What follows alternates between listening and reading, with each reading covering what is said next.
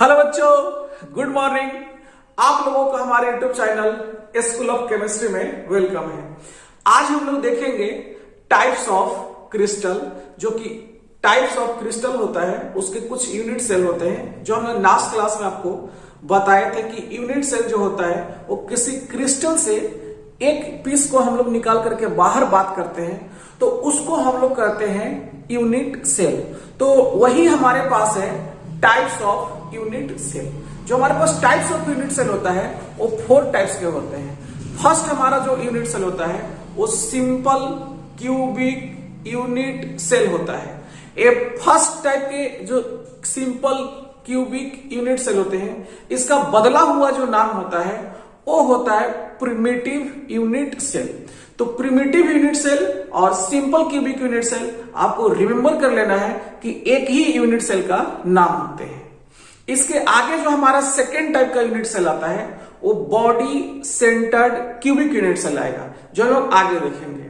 Third जो हमारा आएगा वो face centred cubic unit cell आएगा, जिसको हम लोग आगे देखेंगे। उसका भी एक बदला हुआ नाम आएगा cubic closed packed structure.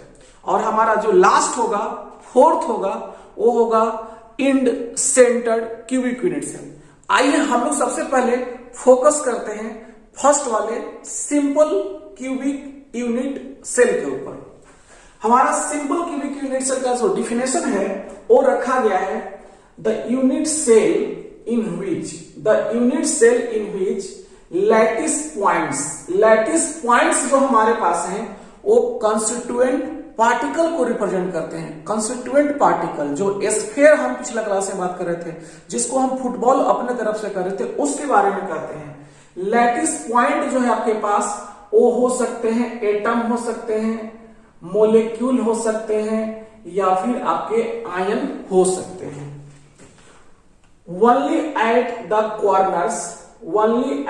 Corners जो आपके क्यूब होते हैं उसके 8 कॉर्नर होते हैं, आप लास्ट क्लास में देखे हैं। उसी कॉर्नर पर कहता है कि ये लैटिस पॉइंट होंगे, स्फीयर केवल और केवल कॉर्नर पर होंगे।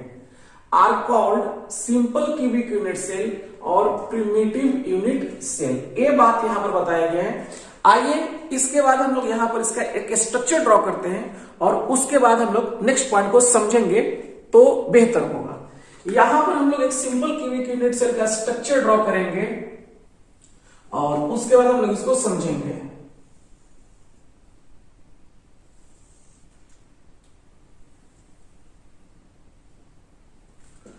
देखिए, हम लोग यहां जो ड्रॉ कर रहे हैं ये हमारा सिंपल क्यूबिक यूनिट सेल होने वाला है।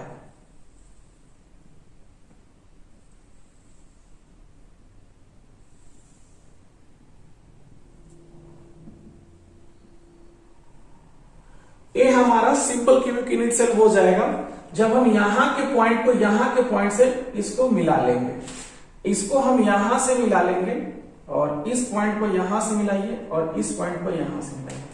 तो इन सभी को मिलाने के बाद क्या करना है कि आपको सभी कॉर्नर के ऊपर एटम्स को पुट करना है। मान लीजिए 1 एटम से यहां पर हम पुट कर रहे हैं, नेक्स्ट एटम हम लोग यहां पर पुट करेंगे, यहां पर नेक्स्ट पुट करेंगे और एक लास्ट एटम यहां पर ऊपर में पुट कर देंगे। उसके बाद हमारे नीचे के 4 कॉर्नर बचेंगे, तो हम लोग यहां पर 1 एटम पुट करेंगे, सेकेंड एटम यहां पर पुट करेंगे, थर्ड एटम यहां पर पुट कर देंगे और फोर्थ एटम यहां पर पुट कर देंगे।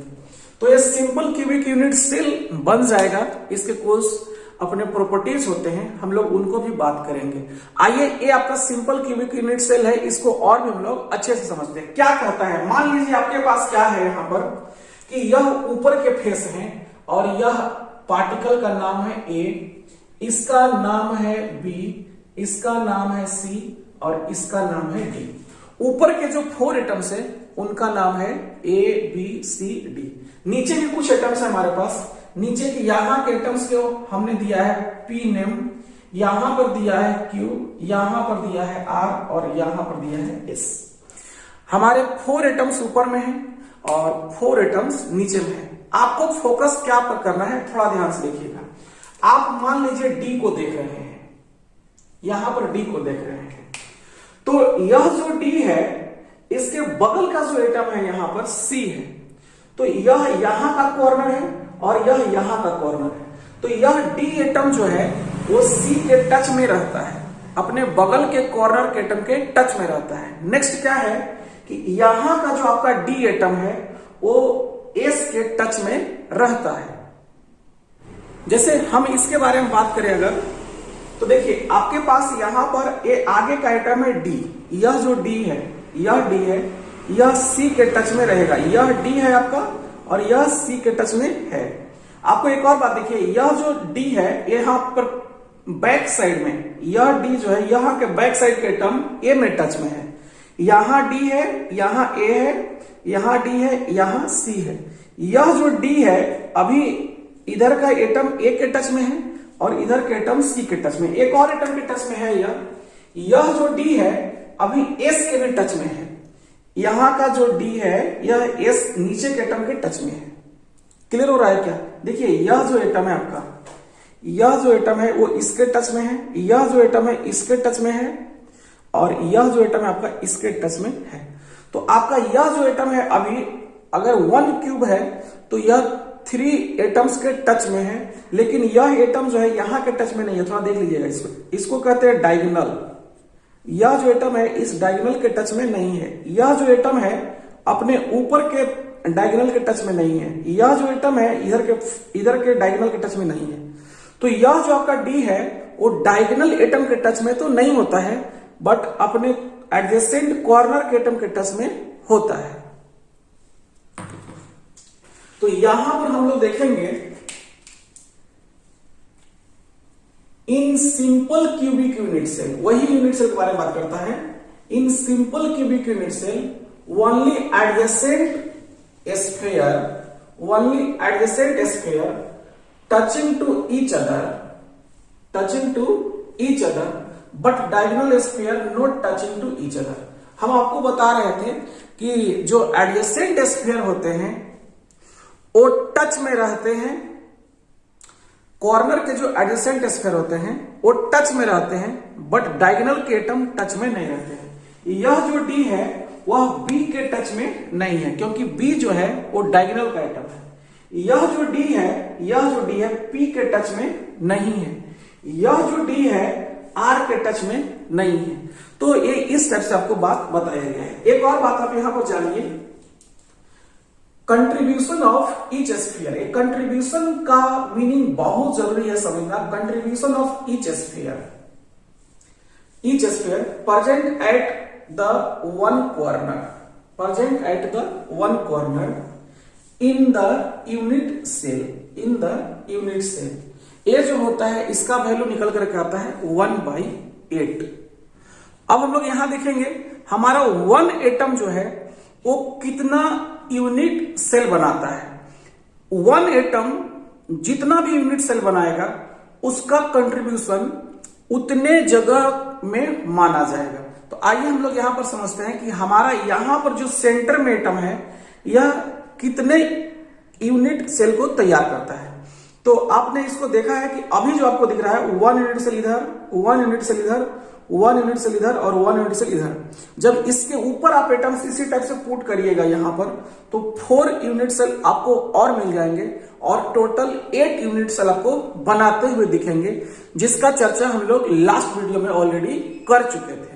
तो आइए हम लोग यहां पर समझेंगे कि 1 एटम जो होता है वह 8 जगह अगर डिस्ट्रीब्यूट हो जाए, तो उसका कितना हिस्सा एक यूनिट सेल के लिए निकल करके आता है। मान लीजिए कि यह जो डी एटम है, यह डी एटम 8 ऐसा क्यूब को बनवाता है। 8 ऐसा क्यूब बनाने का मतलब है कि मान लीजिए कि यह जो डी है एक गोल्ड का बॉल है और इसको 8 भाई के बीच में बराबर डिस्ट्रीब्यूट करना है। तो यहां इस भाई के लिए कितना सारा कंट्रीब्यूशन आएगा, तो यहां से जो निकल करके आएगा इस क्यूब के लिए, यह अगर गोल्ड का एटम होगा तो इस क्यूब के लिए जो निकल करके आएगा यहां से वह 1/8 कंट्रीब्यूशन आएगा। मतलब एक भाई को इस कॉर्नर से कितना मिलेगा 1/8। अब मान लीजिए उसी प्रकार से कि यह एटम जो है ये भी अगर गोल्ड का हो जाए तो वह ए एटम जो है ए, वो भी 8 यूनिट सेल बना सकेगा, वह भी 8 यूनिट सेल बनाएगा। तो इसके लिए कितना कंट्रीब्यूशन आएगा, तो यहां से निकल करके आएगा 1/8। अगर यह जो आपका बी है, अगर बी भी गोल्ड का हो जाए तो यहां से कितना कंट्रीब्यूशन आएगा, तो 1/8।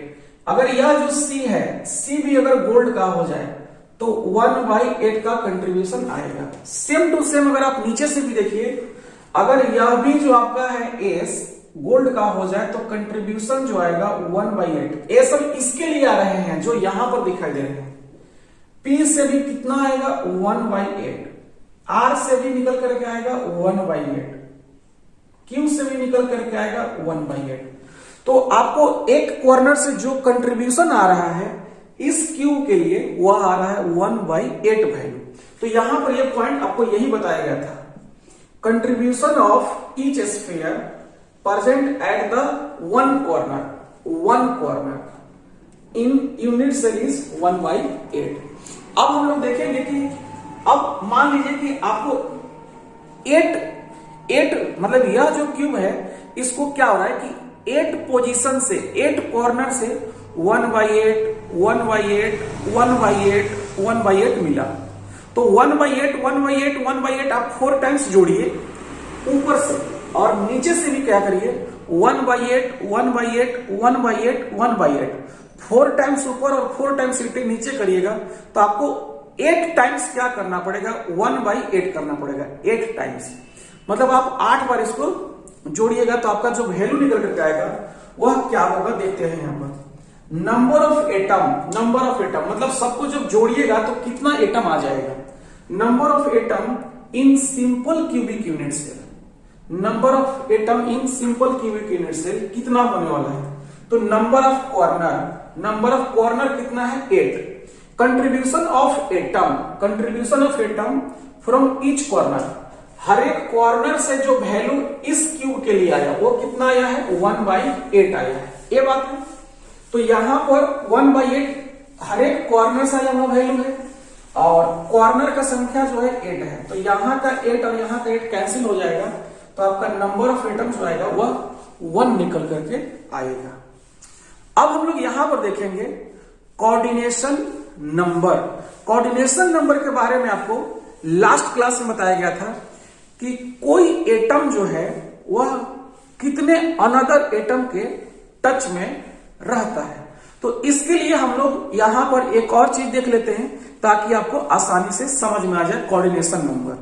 मान लीजिए आपके पास यहां पर इस टाइप का एक ढेर सारे यूनिट सेल को मिला करके क्रिस्टल बनाए गए हैं।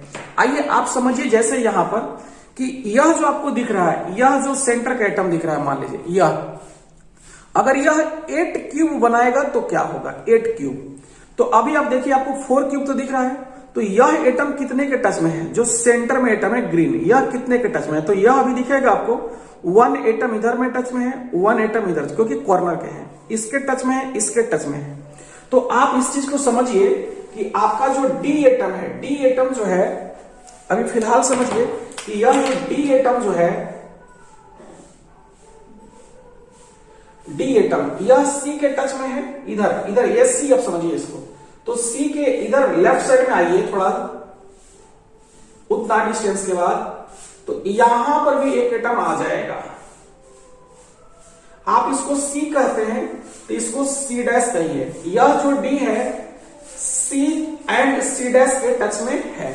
इसके आगे हमारे पास क्या है कि मान लीजिए कि यह जो एटम है आपका, यह जो एटम है अगर डी है, मान लीजिए यह डी है, तो इसके पीछे साइड में यह एटम है ए, तो यह डी है तो यहां पर ए है, तो ए का टच में तो है। और यह जो है आगे मान लीजिए कि आगे जब आएगा तो यह आगे की ओर जब आप इसको लेकर के आइएगा, इसको जब आगे की ओर लेकर आइएगा तो ऐसे बनाइए और यहां पर रखिए एक एटम्स और इसका नाम दीजिए आप ए डैश, इस टाइप से दीजिए। यह एटम्स को अगर आप डी माने हैं और इसको सी माने हैं तो यह डी जो है इधर में ए के टच में है तो आगे में ए डैश का। अब इसको नीचे देखिए, डी के नीचे जो एस है जो यहां पर यह जो एटम ऊपर में है आपका डी, उसके नीचे में यहां पर एस है, तो यह इसके भी टच में है। तो एस के टच में नीचे में है तो ऊपर में चले जाइए आप, ऊपर। तो मान लीजिए यहां पर आप इसको टच कर देते हैं, तो यह जो डी है वो कितने एटम के टच में है, जरा सोच के देखिए। तो यह जो डी है सी डैश, 2 एटम्स हुआ। यह जो है एस और इधर में आपका रहेगा एस डैश, तो 4 टच में हो गए। और यहां जो है आपका वो ए डैश और ए के टच में है, तो आपके जो कोऑर्डिनेशन नंबर निकल कर आएंगे वो 6 आएंगे।